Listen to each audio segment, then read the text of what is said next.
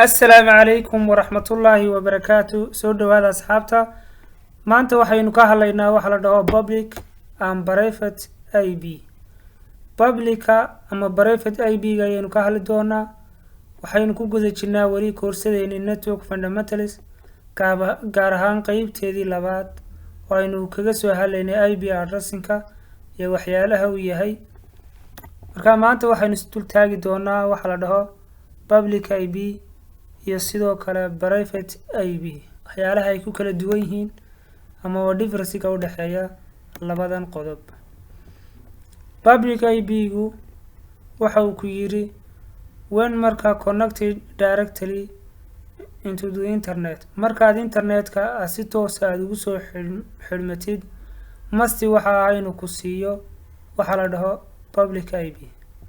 tusaale ahaan haddii aynu haysano networkaas oo dhammaystiran oo dhammaan componentskii oo dhan ay u dhammaystiran yihiin oo networkeen halkan uu ka jiro waxaynu u baahanay internet ayaynu dibadda uga baahanay internetkaas laynoo keenayo waxa sida waxa la dhaho public IB oo waxa uu ku qotomaa public IB.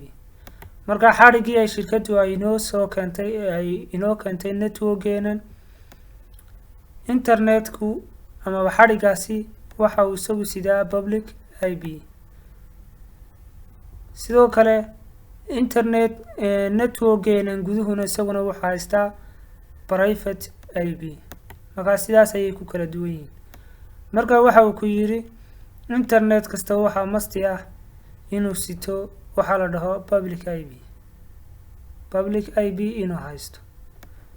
sidoo kale waa ay gaaban yihiin public IB-yadu marka la joogo ama way yar yihiin waa qaar cayiman oo isla arki doono marka la joogo IB version 4. IB version 4 public IB-giisa iyo private IB-giisa waxa badan private IB-giisa ayaa badan.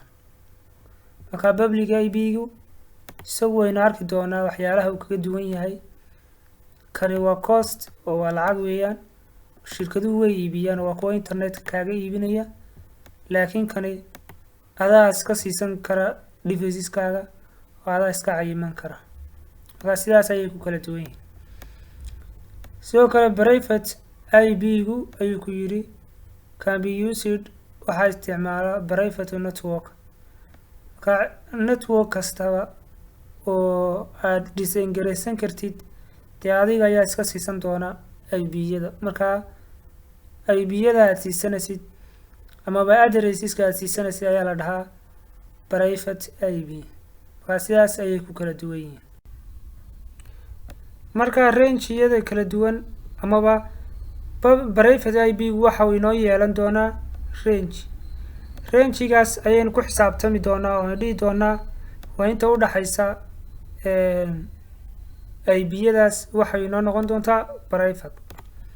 tusaale ahaan haddii aynu keena koobaad aynu tagno waa 3 range weeyaan waa wixii ka bilaabma 10 ilaa iyo laga gaarayo saddexdaas gudbo uu ka buuxsamay oo saver aid haddii aynu cashirkeena hore sil dul taagno waxaynu kaga soo hadalnay inuu saver aid ku yahay class A oo waxay ka dhigan tahay saver aid waxaynan adeegsanayn godka koobaad oo godka koobaad ayaa loogu bixiyay saver aid laakiin waxaynu adeegsan doonaa saddexda god. sidoo kale waxaa jira saver 16 ayaa jira saver 16 oo aynu isagana usoo bixinay waxa la dhaho class B oo aynu isaguna sheegnay waxaa networka labadaas god ayaa networka ee ugu horeeya. sidoo kale waxaa jiray saver 24 ayaa jiray kaas oo aynu kaga hadalnay isagana waxaa ah saddexdaas god ayaan la isticmaalayn oo networka. marka private IB-gu waxa weeyaan waa wixii kasoo bilaabma 10 ilaa iyo saddexdaas god uu ka buuxsamayo. sidoo kale waxaa noqon kara 172.16 ilaa uu ka buuxsamayo godkan uu ka gaarayo waxa la dhaho 31. oo isaguna cyber 16 waa halka class B. sidoo kale class C ga haddaynu u nimaano maxaa barayfada waxaa barayfada ilaa godkaasi uu ka buuxsamayo oo uu noqon doono 255 intaas inta u dhaxaysa ayaa isagana barayfada. marka waxaan filayaa inaynu isla fahnay waxa la dhaho range-ga kala duwan ee uu yeelan doono network-ga. sidoo kale waxa uu ku yiri private IP waxa uu bedelaa public IP-ga. tusaale ahaan public IP-gaagii aad internet-kan aad ku haysatay ama baad ku haysatay network-gaagan gudaha waxaa kuu bedeli doonaa router-ka uu kuu keeni doonaa ama ay shirkaddu kuu keeni doontaa public IP. haddaba waxaynu isla eegi doonaa waa maxay difference-ga u dhaxeeya public IP iyo private IP. labadaas ayaynu isla eegi doonaa. private IP-ga haddaynu ku horeyno private IP-gu waxa uu isticmaalaa network-ga LAN-ka ayaa isticmaala amaba network-ga aad adigu design garaysatay ayaa isticmaala amaba network-gaagaba ayaa isticmaali kara. laakiin public IP-gu waxaa isticmaala keliyaata public network yacni waxaa isticmaali kara internet-ka ayaa isticmaali kara. sidoo kale private IP-gu ma aqoonsana ayaa lagu yiri of internet wax internetku ma aqoonsan karo. haddii aan iminka ku qoro private IP-gayga ii sheeg google-ka ku qoro ma garanayo, laakiin haddii aan ku qoro google-ka public IP-gayga ii sheeg waxa uu kuu sheegi doonaa public IP-ga shirkadda internet-ka ku siisa. sidoo kale public IP-gu waa uu aqoonsan karaa ayuu ku yiri internet-ku waa sidaan soo sheegnay. sidoo kale waxaa assign gareeya private IP-ga administrator-ka LAN-kaas amaba qofka xidhaya network-gaas xidhaya ayaa assign gareyn kara. oo inaga kala doorana ee leh ay network-geen ma wuxuu qaadanayaa class A mise class B mise class C. oo inaga sidaas u kala doorana marka inaga ayaa assign gareysan karna oo dejisan karna.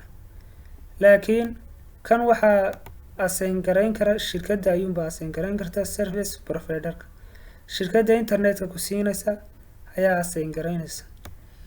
sidoo kale waxa uu unique u yahay LAN-kaaga amaba network-gaaga ayuunbu khaas uu yahay IP-gaas.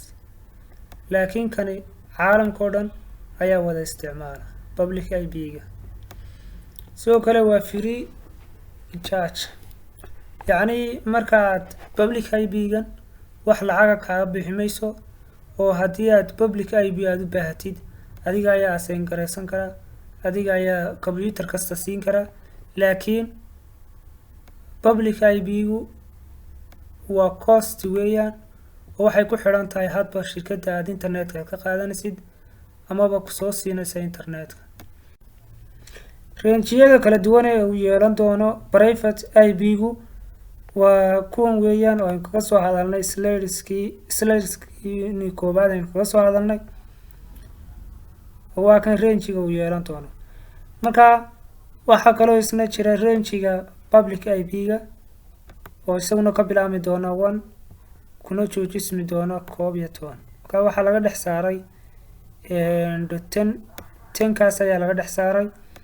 tusaale ahaan waa waxa la dhaho waa 1 buu kasoo bilaabmaya waxaana ku joojismi doonaa 9 oo buuxsamay saddexdiisii goodba ay buuxaan.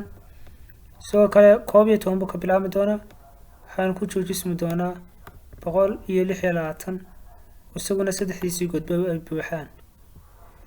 waa class A-ga kaas. class B-gu waxa uu ka bilaabmi doonaa waxa la dhaho 128 waxaana ku joojismi doonaa 100. waa qaybta koowaad waxay ku joojismi doontaa 172 iyo weliba godkiisa labaadna 15 uu yahay. marka isaguna waa halkaas ayuu kasoo bilaabmi doonaa halkaasaana ku joojisa. qaybtiisa labaadna halkaas ay kasoo bilaabmi doontaa, halkaas ay ku jirto. marka waxay ka dhex saareen isagana qaybtan ay ka dhex saareen 16ka oo ku jooga 31 ayay ka dhex saareen. c-ga class-gu waxa kasoo bilaabmi doonaa 19 caadi ayuu kasoo bilaabmi doonaa, waxaana ku joogaa 167 ayuu ku joogaa, oo waxay ka dhex saareen oo kusii xigi doona isagana 168 kaasoo inoo turjumi doona private IP. markaasi haddii loo eego waxaa fara badan public IP-ga ayaa fara badan, public IP-ga ayaa fara badan. ka u dambeeya wuxuu noqon doonaa 192 oo godkiisa labaadna uu yahay 169, waxaana ku joogi doonaa 223 oo saddexdiisa godba ay buuxaan. marka isagana halkaas ayuu ku joogi doonaa class-gu. marka range-yadaas kala duwan ayay kala yeelan doonaan, aynu cashirkeenan aynu ku aragnay. marka haddii aynu sawirkan isla aragno, halkan waxaa inoogu qoran private and public IP ayaa inoogu qoran. private and public IP kuwan oo kale ayaa kala ah. tusaale ahaan halkan waxaa inoogu muuqda devices-kan kala duwan. device-yadan waa device-yada aynu ku isticmaalayno guryaha ama home-ka aynu ku isticmaalayno. sidoo kale mid kasta waxaa haystaa IP u gaar ah, kuwaas ayaa la dhahaa private IP la dhahaa. laakiin haddii aynu dabadda aynuga baxno, internetka ama routerkeenu IP-ga uu sido ayaa waxaa la dhahaa public IP. labadaas qayboodna waxaan filayaa inaynu sidaas aynu ku kala fahnay. waxaa la dhaho public IP iyo sidoo kale waxaa la dhaho private IP. waxaan filayaa inaad cashirkan wax badan aad ka fahanteen. asalaamu calaykum waraxmatullaahi wabarakaatu.